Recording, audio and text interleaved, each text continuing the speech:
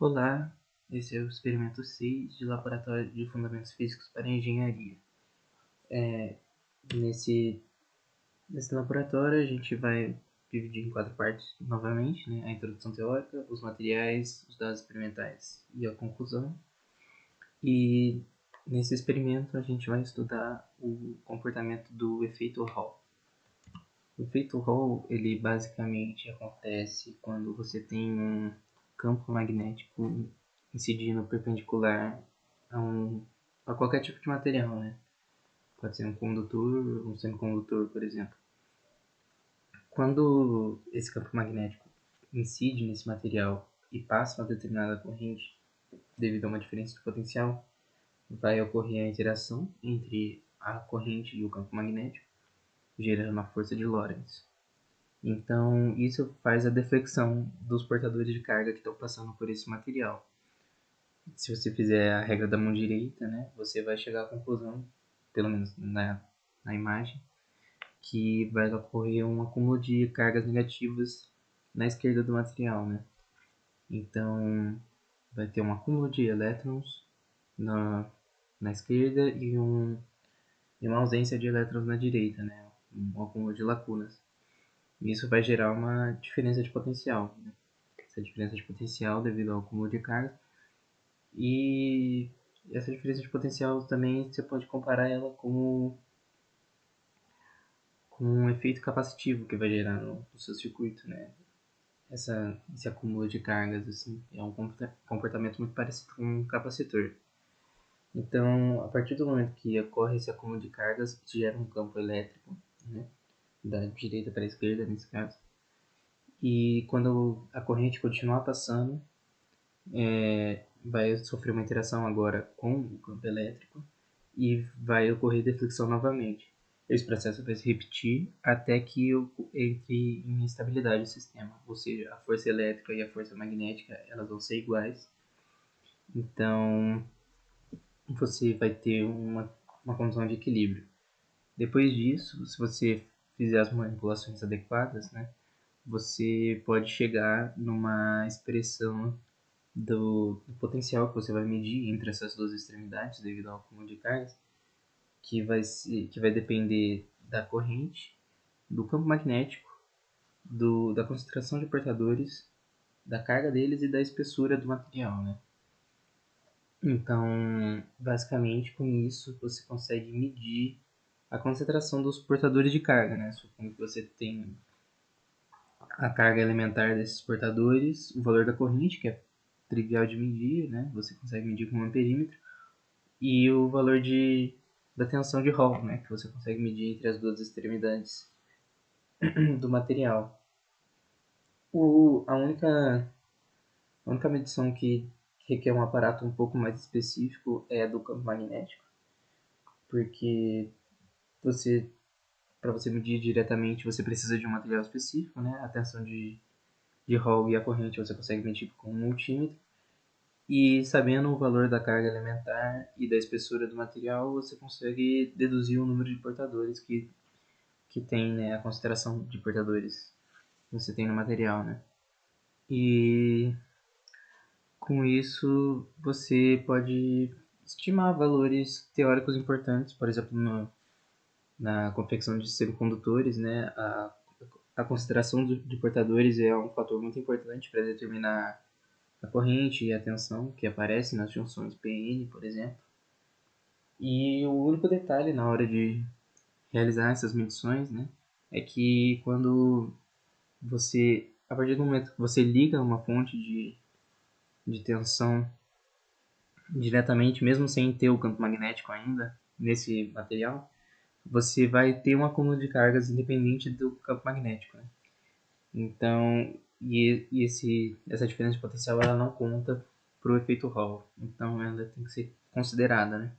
Primeiro você mede a diferença de potencial que surge antes de aplicar o campo magnético e, e deduz esse valor das suas próximas medições para que ele não interfira na sua contagem para o número de portadores.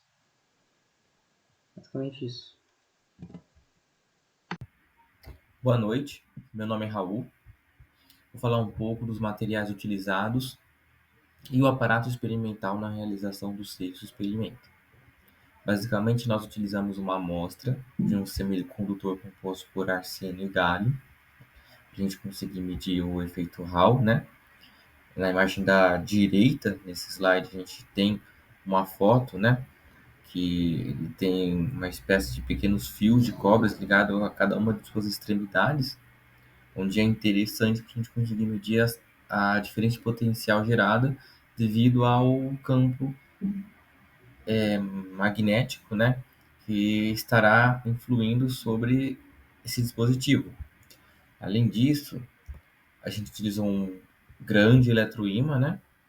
Ele é alimentado por uma fonte de corrente MIPA MPC3006D.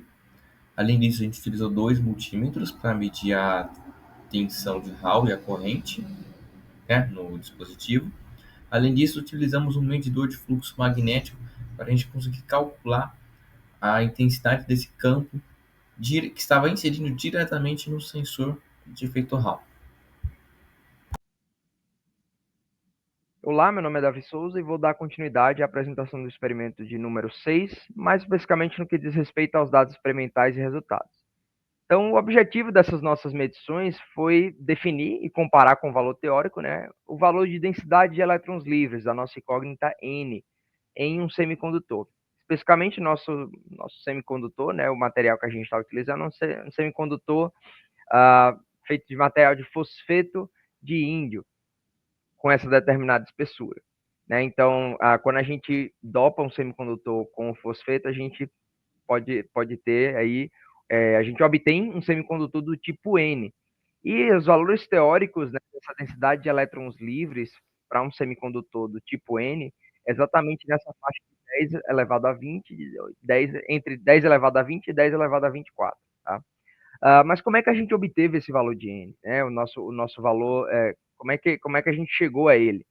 Primeiramente, com o setup, né, a montagem experimental, a gente foi variando a corrente no ímã e foi medindo o valor de potencial Hall conforme variava essa corrente no eletroímã, que é a corrente que gera o campo e faz a deflexão, né, dos elétrons livres no material e, consequentemente, né, gera esse potencial, que é conhecido por potencial Hall, né, ou isso é o que explica o efeito Hall. Então, fomos variando esse valor de corrente, consequentemente variando essa tensão, né, esse potencial Hall. Vale mencionar que o valor do potencial que a gente está utilizando, a gente fez as medições primeiro do valor de referência, né, sem fluxo magnético, e aí, a partir da expressão que está apresentada no superior dos slides, a gente obteve os valores aí medidos, né, calculados de N a partir das medições. Né? E aí a gente vê que a maioria desses valores estão na faixa aí de 10 elevado a 21, né? Então dá, dá para perceber que obtivemos valores satisfatórios aí de medições. Bom, um outro resultado que a gente pode aqui analisar é a questão da curva de potencial Hall pelo campo, né? Ou seja, à medida que a gente aumenta esse potencial, qual o comportamento do campo, né? E vice-versa. Então aqui a gente plotou essa curva, especificamente, né? A partir dessas expressões aí, vale salientar que essa expressão de força carga é vetorial, né? No caso do V pelo B, são valores vetoriais. Vale salientar que o nosso gráfico aqui, como está plotado, né, esse comportamento linear que a gente obteve, foi porque a gente utilizou o valor de corrente no ímã, tá?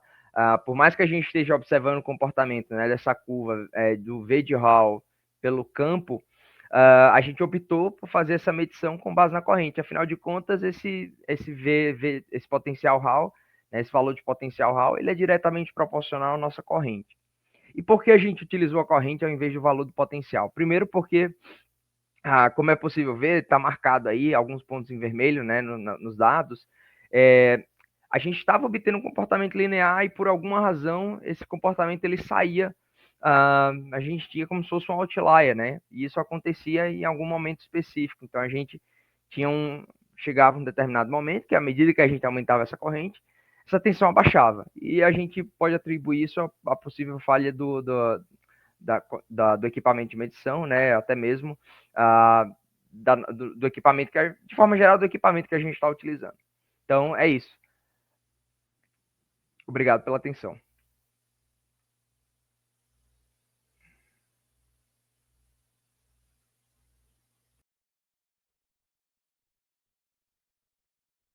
Boa tarde a todos.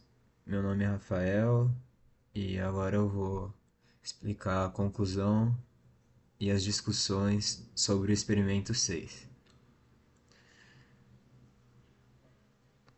Primeiramente, na parte em que medimos a diferença do potencial de Hall e o potencial de Hall com referência e o campo magnético para as correntes de ímã de 1 a 6 amperes, calculamos a densidade de elétron e obtivemos todas de ordem 10 a 21 elétrons por metro cúbico, dentro da faixa esperada de ordens de 10 a 20 a 10 a 24. Agora, analisando a influência da luz no experimento, pode-se observar que ela aumenta a densidade de elétrons, o que faz com que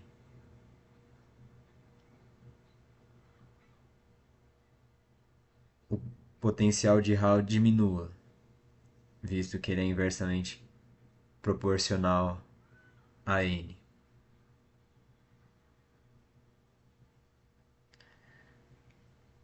Agora, analisando a curva da tensão de Hall pelo campo, nota-se que quanto maior a tensão, maior é o campo.